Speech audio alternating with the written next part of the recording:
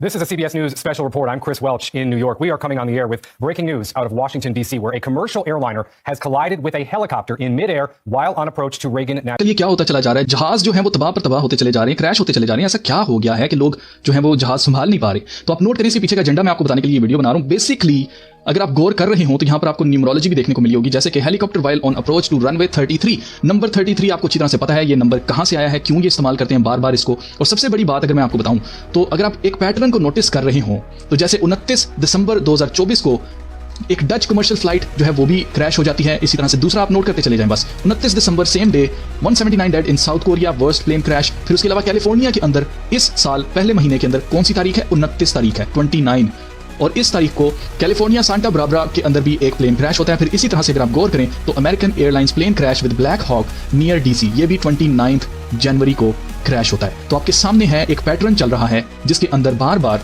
Number 29 आ रहा है। 29, 9 और 2 को अगर आप जमा करें तो नंबर 11 बनता है। तो न्यूमरोलॉजी प्ले, और ये इसका क्या मतलब? इसका मतलब ये है कि ये सीधी ह्यूमन सैक्रिफाइस हो रहे हैं, और इन ह्यूमन सैक्रिफाइसेस को करने का मकसद क्या है वो बताने के लिए मैं ये वीडियो बना रहा हूं। अब सबसे पहली चीज जो आपको याद रखनी है कि अब यूएस ने रिस्ट्रिक्ट कर दिया हेलीकॉप्टर फ्लाइट्स को आफ्टर वॉशिंगटन क्रैश, यानी कि कोई भी हेलीकॉप्टर जो है ना अब वो फ्लाई नहीं करेगा। जहां से ये लोग फ्लाई करते थे ना वहां पर अब ये फ्लाई नहीं करेंगे, इनको रिस्ट्रिक्ट कर दिया गया। उसकी रीजन क्या है? उसकी रीजन ये है, डार्पा यानी कि अमेरिका की defence agency to test autonomous flight capability on Army's Black Hawk helicopter in 2025 में इन्होंने अपना एक हेलीकॉप्टर जिसका नाम है ब्लैक हॉक, जो कि मिलिट्री का हेलीकॉप्टर है जिसका नंबर है UH-60M, इसको इन्होंने टेस्ट करना था उसकी ऑटोनोमस फ्लाइट। ऑटोनोमस का क्या मतलब होता है? ऑटोनोमस का मतलब होता है खुद ब खुद चलने वाला, आर्टिफिशियल इंटेलिजेंस की मदद से उड़ने वाला हेलीकॉप्टर इन्होंने अपग्रेड किया था, और इसकी टेस्टिंग कब होनी थी? 2025 के अंदर। जैसे ही हमें ये पता चल जाती है इन्फॉर्मेशन की ये आर्मी का हेलीकॉप्टर था और इसकी इन्होंने टेस्टिंग करनी थी ऑटोनोमस की, तो आप नोट करें कि साथ ही आर्टिकल आ जाता है, army helicopter involved in fatal crash over the Potomac was not using AI, artificial intelligence का तो वो इस्तेमाल ही नहीं कर रहा था। तो जिसका क्या मतलब है? इसका साफ साफ मतलब ये है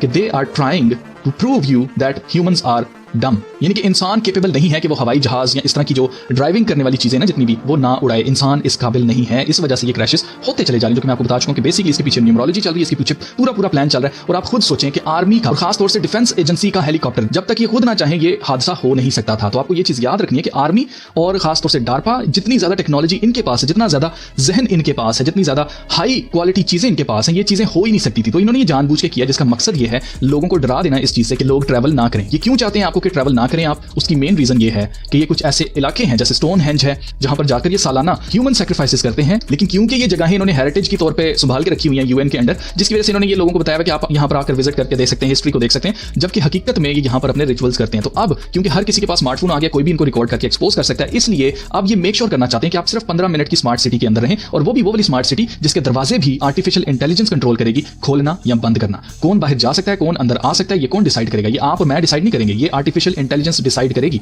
और आप नोट करें कि इसका मकसद क्या है? इसका मकसद ये कि ये खुलकर अपने रिचुअल्स कर सकें, और हमें रिस्ट्रिक्ट कर दिया जाए एक लिमिटेड एरिया तक, जिसकी वजह से ये स्टीयरिंग, गाड़ियों का स्टीयरिंग भी हमसे लिया जा रहा है। और आपको पता ही है कि ड्राइवरलेस गाड़ी जो कि आजकल कैब के तौर पर यूज हो रही है अमेरिका के अंदर, उसका कितना बड़ा ब्लंडर जो है वो सामने आता है सिर्फ इस वजह से क्योंकि उस इंसान के हाथ के अंदर एक स्मार्टफोन था जिसमें उसने रिकॉर्ड कर लिया कि ये गाड़ी क्या कर रही है। आप जरा ये क्लिप देखें, फिर आगे बात करते हैं।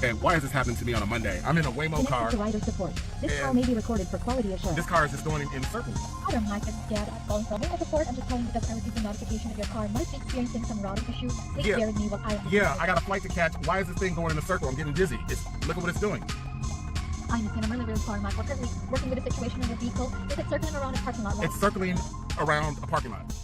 I got my seatbelt. तो आपके सामने है कि जिसको ये बड़ा बता रहे हैं कि हादसे हो रहे हैं, क्रैश हो रहे हैं, तो ये सब कुछ इंसान की वजह से हो रहा है क्योंकि इंसान केपेबल नहीं है। हमें आर्टिफिशियल इंटेलिजेंस की जरूरत है जो कि इंसान से बहुत ज्यादा ज़हीन है। तो आपके सामने आर्टिफिशियल इंटेलिजेंस कितनी ज्यादा ज़हीन है कि एक हेलीकॉप्टर इन्होंने जाके जहाज में मार दिया और यहाँ पर गाड़ी जो है वो गोल गोल घूम रही है। तो बेसिकली एजेंडा यही है कि आपके हाथ से इन्होंने स्टीयरिंग लेना है। ये नहीं चाहते कि आप आजादी से कहीं पर भी जा सकें और इनको एक्सपोज करें। क्यों? क्योंकि आगे इन्होंने जो ज्यादतियां हमारे साथ करनी है ना वो ये है कि इन्होंने हम सबको बना देना यूजलेस ईटर्स, क्योंकि हमारे पास कोई नौकरियां नहीं इन्होंने छोड़नी है, सारी की सारी नौकरियां इन्होंने आर्टिफिशियल इंटेलिजेंस के जरिए ले लेनी, काम ले लेने। तो इस वजह से जब हमें यूजलेस ईटर्स बना दिया जाएगा तो हम किसके रहमो करम पर होंगे? हम इन्हीं के रहमो करम पर होंगे। तो जब ये हमें ये बना देंगे तो ऑब्वियसली ये खुद तो सही खुराक खा रहे होंगे, असली चीजें खा रहे होंगे, असली देसी घी, मक्खन, दूध वगैरह सब कुछ खा रहे होंगे, लेकिन हम जैसे लोगों को इन्होंने ट्रैप करके रखा होगा एक छोटी सी जगह के अंदर, और उस जगह से हमें बाहर जाने की इजाजत भी नहीं होगी। क्यों? क्योंकि अगर हम बाहर जाएंगे तो हमें पता चल जाएगा ये तो खुद खा रहे हैं सारा कुछ, और हमें कहते हैं कि रिसोर्सेज नहीं है जिसकी वजह से हम आपको ये दूध नहीं दे सकते, हम आपको अच्छा खाना नहीं दे सकते, तो हम आपको वेफर्स दे रहे हैं।